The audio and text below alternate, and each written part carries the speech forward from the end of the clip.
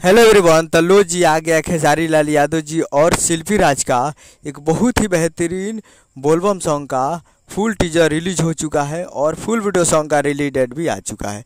और इस गाने को लिखे हैं मुकेश यादव जी और इसमें म्यूजिक दिए हैं विकास यादव जी और इस गाने को गाए हैं खेसारी लाल यादव जी और शिल्पी राज जी, जो कि आपको स्क्रीन के ऊपर दिखाई दे रहा है। जिस सॉन्ग का टाइटल रखा गया है हिरौआ बम, और हिरौआ बम का टीजर आ गया है खेसारी लाल यादव और शिल्पी राज का।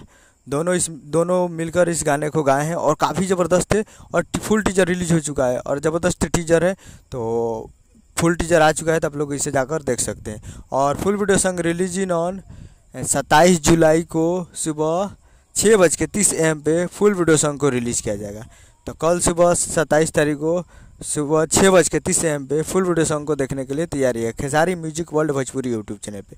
तो फुल टीजर रिलीज हो चुका है, तो जाइए और खेसारी म्यूजिक वर्ल्ड पे फुल टीजर को देखिए और कल सुबह में फुल वीडियो सॉन्ग करिए। उम्मीद करेंगे वीडियो अच्छा लगा, चैनल सब्सक्राइब करके कैसे खेसारी लाल यादव के लेटेस्ट लाते हैं। मिलते हैं अगले वीडियो में। जय हिंद, जय भोजपुरी।